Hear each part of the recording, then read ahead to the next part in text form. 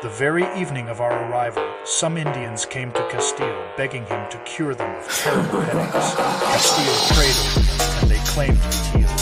And here follows the most amazing passage of Cabeza de Vaca's narrative, since the Indians all through the region talked only of the wonders which God our Lord worked through us. Individuals sought us from many parts in hopes of healing. The evening of the second day after our arrival, some of the Susulas came to us and pressed Castillo to go treat their ailing kinsman, one woman. The others sick, and among them a fellow very near his end.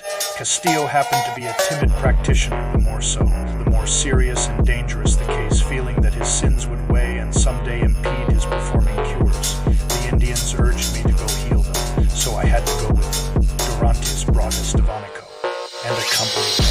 As we drew near the huts of the afflicted, I saw that the man we hoped to save was dead. I found his eyes rolled up, his pulse gone, and every appearance of death, as Dorantes agreed.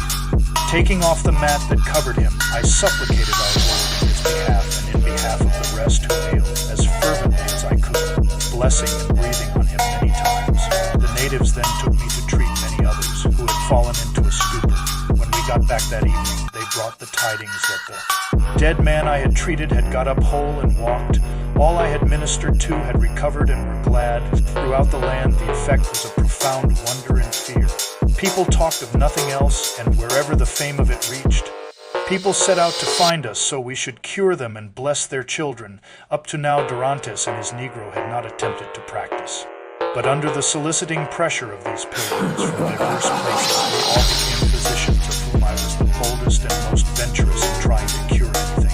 If anyone did not actually recover, we still contended he would.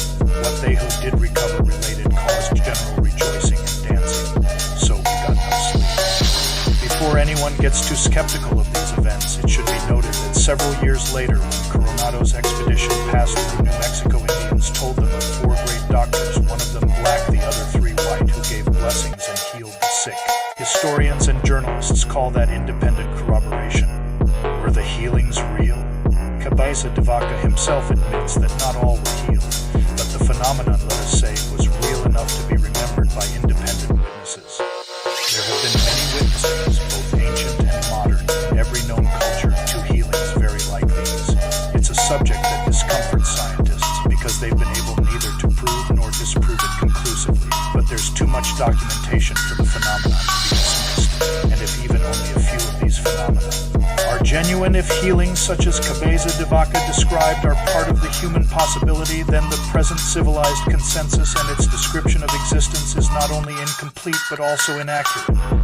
Though they were the first to explore North America and leave a record, and though their reports inspired the Coronado expedition, which resulted in the European settlement of the Southwest, still Cabeza de Vaca and his companions are lost to history because they challenge our consensus, our description of reality, to teach of them. At all is to at least consider the possibility that what they did was real.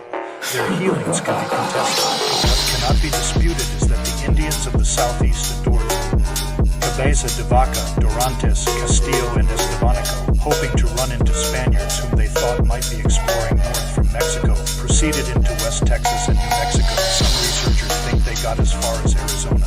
Thousands of Indians followed them. As Cabeza de Vaca writes, we had been badly hampered by the hordes of Indians following us. They pursued so closely just to touch us. Every Indian brought his portion to us to be breathed on and blessed before he would dare touch it. When you consider that we were frequently accompanied by 3000 or 4000 Indians and were obliged to sanctify the food and drink of each one as well as grant permission to many things they asked to them, so you can appreciate our inconvenience. Cabeza de Vaca attributed these wonders neither to himself nor to his friends. He gave all the credit to divine powers working through them. He was as much in awe of the events as the Indians themselves. Therefore, though he found their adoration inconvenient, he never looked down on the tribes. In fact, his verdict on the natives of this land was unique in his day and would be considered radical for the next several centuries. They are a substantial people with a capacity for unlimited development. That statement alone makes his story out of place in an education system that taught, until fairly recently, that tribal peoples were not the equals of Europeans. Cabeza de Vaca, writing to his king, added a note that would go against the future Indian policies of all governments, including the United States. Clearly, to bring all these people to Christianity and subjection to your imperial majesty, they must be won by kindness, the only certain way. But when he finally came upon Spaniards, he found anything but kindness. With heavy hearts, we looked out over the lavishly watered and fertile, beautiful land now abandoned and burned, and the people, thin and weak, scattering or hiding in fright. They told us how the Spaniards had come through, razing the towns and carrying off half the men and all the women and boys. We told the natives we were going after those men to order them to stop killing, enslaving, and dispossessing the Indians, which made our friends very glad. As you can guess, they had no success with this project.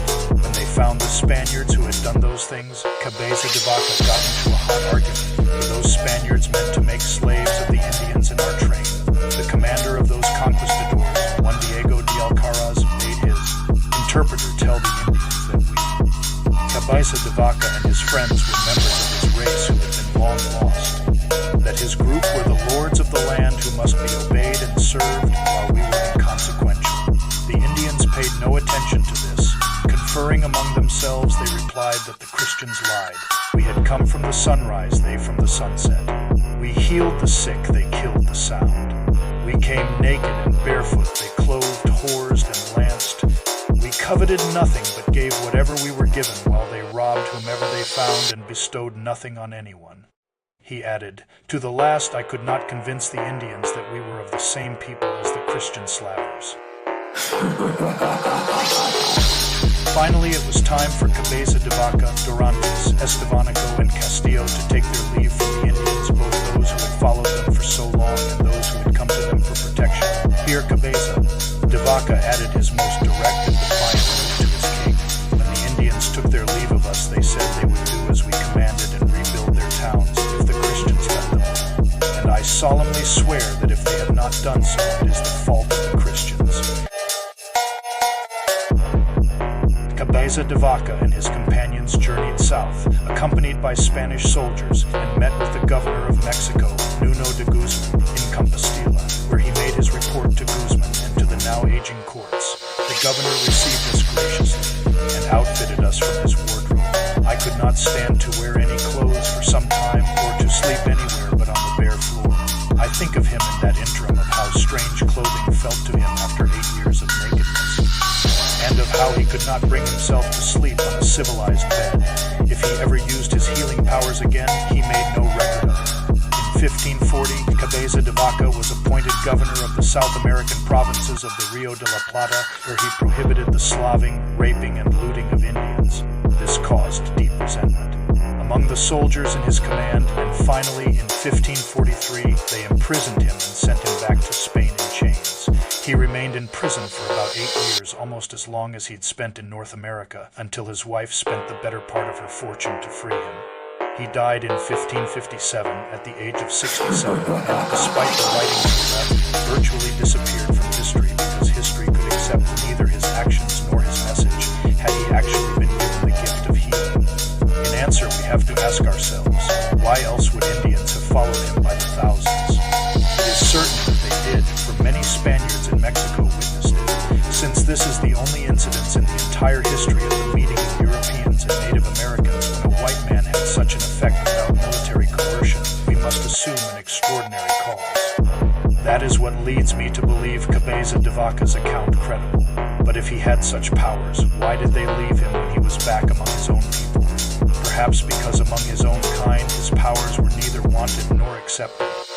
Or perhaps because he had to wear again not only civilization's clothing but civilization's assumptions, and only when all trappings of civilization had been stripped away could the healing powers rise in him. Perhaps that is why he sought to return to the New World so soon.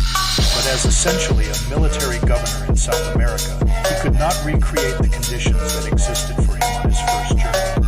Whatever the reason, it is clear that where others found, in the wilderness, Joseph Conrad's heart of darkness, Alvar Nunes Cabeza de Vaca experienced the heart of light. Is that heart of light still among us? Is it still reachable in this land that is no longer a wilderness, this land where society is in such turmoil and where people feel so frightened, angry, and insecure? It may be because Cabeza de Vaca's journey raises this question that he has been, and is still, avoided in schools. Across the centuries, he comes to suggest that being human may be a state of more possibilities than we have usually dared to dream. He tells us that only kindness, generosity, and devotion are ultimately convincing that they are the only certain way to reach across the barriers of our differences. He stands as a kindly, mysterious, courageous, yet disturbing figure, dangerous to our assumptions, challenging our limits. He had begged that his story be received as homage, since it is the most one could bring who returned thence naked. Instead, we have ignored him. Yet it may be that more than ever, we need to tell his story among ourselves and teach it to our children, meeting his challenge, giving consideration to his mysteries, and living up to his example.